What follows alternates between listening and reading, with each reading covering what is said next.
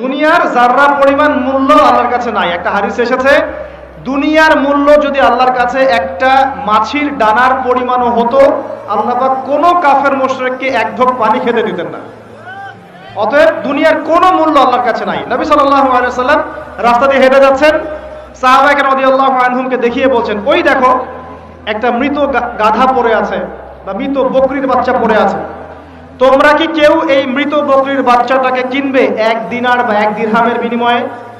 সাহাবীরা বলছেন রাদিয়াল্লাহু আনহুম, বিনামূল্যে দিলেও তো ইয়া রাসূলুল্লাহ নিব না, আমরা বিনামূল্যে দিলেও তো এটাকে আমরা গ্রহণ করব না। নবীজি বলছেন সাল্লাল্লাহু আলাইহি ওয়াসাল্লাম, আল্লাহ পাকের কাছে দুনিয়ার মূল্য এর চাইতেও কম।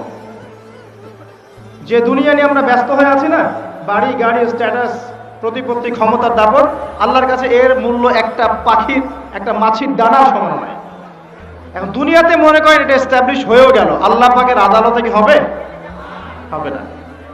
এখন এক কথায় আইয়ামে জাহিলিয়াতের শিরক কি আপনি দেখতে পাচ্ছেন? এখন কিছুটা হলে বুঝতে পারছেন?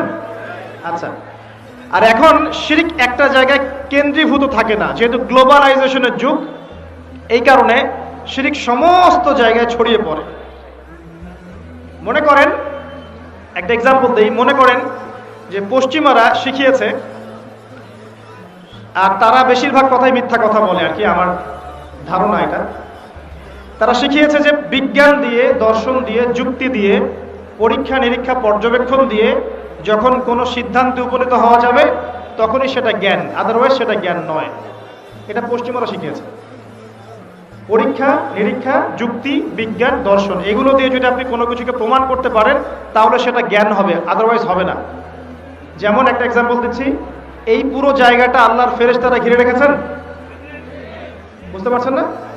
এই পুরো জায়গাটা আল্লাহ পাকের ফেরেশতারা কি ঘিরে রেখেছেন? হাদিস বলছে হ্যাঁ রেখেছেন, হাদিস বলছে হ্যাঁ রেখেছেন। তো ফেরেশতারা ঘিরে রেখেছেন, আমরা বিশৃঙ্খলা করছি কেন? আল্লাহকে দেখানোর জন্য যে আমরা বিশৃঙ্খল জাতি? এই জায়গা ফেরেশতারা ঘিরে রেখেছেন, তাহলে বিশৃঙ্খলা করছি কেন?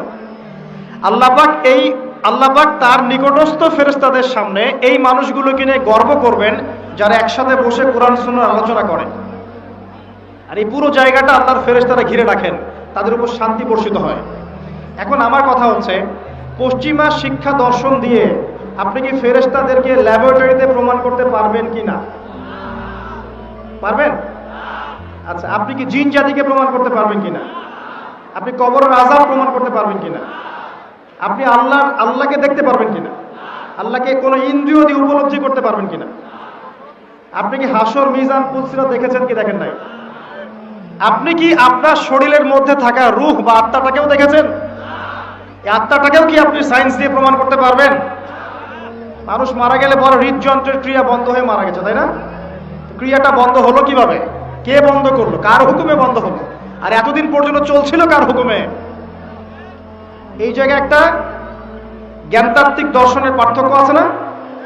এই যে আপনি যদি বিশ্বাস করে নেন যে হ্যাঁ পরীক্ষা নিরীক্ষা পর্যবেক্ষণের বাইরে কোনো জ্ঞান নাই, তাহলে আপনি ওহীর জ্ঞানকে অস্বীকার করছেন।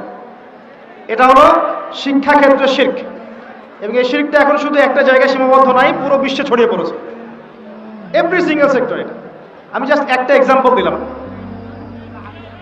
এখন সামনে আসেন, আইয়ামে জাহিলিয়াতে কি ছিল? রিবা। কি ছিল ভাই? রিবা মানে কি? এটা কি কোনো মেয়ের নাম? রিবা কি কোনো মেয়ের নাম? আপনার গার্লফ্রেন্ডের নাম? রিবা মানে কি? সুদ। আচ্ছা, সুদের পাপের কয়টা শাখা আছে বলেন?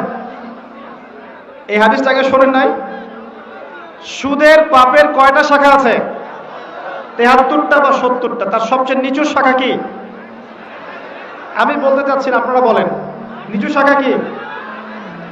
আচ্ছা, এই যে নিজের মায়ের সাথে জেনার সমান পাপ বলা হচ্ছে, তারপরেও কি আমরা কম বেশি সবাই সুদের সাথে সম্পৃক্ত না? এই যুগে কি এমন মানুষ খুঁজে পাওয়া যায় যে ব্যক্তি সুদের সাথে সম্পৃক্ত নয়? বুখারীর একটা হাদিস এসেছে, এক দিরহাম যে ব্যক্তি সুদ খায় সে যেন ৩৬ বার জেনা করলো, নাউজুবিল্লাহ। এবং সহিহ কুরআনুল কারীমের সূরা বাকারার আপনি 279 থেকে নিয়ে 83-84 পর্যন্ত আয়াতগুলো পড়বেন। আল্লাহ পাক বলছেন, ইয়া আইয়ুহাল্লাযীনা আমানু, হে মুমিনগণ, ইত্তাকুল্লাহ, তোমরা আল্লাহকে ভয় করো। ওয়াযারু মা বাকিয়া মিনার রিবা ইন কুনতুম মুমিনিন, এবং সুদের অবশিষ্ট যে অংশগুলো আছে এগুলো ছেড়ে দাও যদি প্রকৃত অর্থেই তোমরা মুমিন হয়ে থাকো। ওয়া ইল্লাম তাফআলু, তোমরা যদি এটা না ছাড়ো, যদি সুদ না ছাড়ো, কে বলছেন? আল্লাহ। যদি তোমরা সুদ না ছাড়ো তাহলে ফাযযানু বিহারবিন মিনাল্লাহি ওয়া রাসূলিহি, আল্লাহ এবং তার রাসূলের সাথে যুদ্ধের ঘোষণা শুনে রাখো। তো এই মহাপাপটা এখন সারা বিশ্ব জুড়ে নাই। আপনি ওয়ার্ল্ড ব্যাংকের কাছে যাবেন, সুদ ছাড়া আপনাকে কোনো লোন দিবে না। IMF এর কাছে যাবেন, সুদ ছাড়া কোনো লোন দিবে না। আপনি তাদের আওতার বাইরে গিয়ে একটা রাষ্ট্র পরিচালনা করতে পারবেন না, আর রাষ্ট্রের সেন্ট্রাল ব্যাংকের মধ্যে সুদ চলে আসবে। অতএব সেন্ট্রাল ব্যাংকের আন্ডারে যত ইকোনমিক কাঠামো থাকবে সবগুলোর মধ্যে সুদ চলে আসবে। সুদটা ছড়িয়ে দিল কারা? সুদ ছড়ালো কোন সভ্যতা? পশ্চিমারা। সারা বিশ্ববাসীকে ওরা সুদখোর বানিয়েছে। আর এই কারণে নবী সাল্লাল্লাহু আলাইহি ওয়াসাল্লাম মেরাজের রাতে গিয়ে দেখেছেন যে তার উম্মতের একটা বিশাল অংশের আযাব দেয়া হচ্ছে। কি আযাব? রক্তের নদীতে ফেলে তাদের মাথাগুলোকে ফাটিয়ে দেওয়া হচ্ছে। বিশ্বাস করলেন না? এখন বলবেন যে মেরাজের রাতে কিভাবে দেখলেন? এটা তো এখনো ফয়সালা হয় নাই জান্নাত জাহান্নামে, তাই না? দেখুন, আল্লাহ রাব্বুল আলামিন অতীত, বর্তমান, ভবিষ্যতের ঊর্ধ্বে অবস্থান করেন। আল্লাহ রাব্বুল আলামিন অতীত, বর্তমান, ভবিষ্যতের ঊর্ধ্বে অবস্থান করেন। আমাদের এই টাইম ফ্রেমের মধ্যে পাস্ট টেন্স আছে, প্রেজেন্ট টেন্স আছে, ফিউচার টেন্স আছে। আল্লাহ পাকের কাছে এগুলো নাই। আল্লাহ রাব্বুল আলামিনের কাছে সবই চাক্ষুষ। আল্লাহ পাক এই টাইম ফ্রেমের অনেক ঊর্ধ্বে।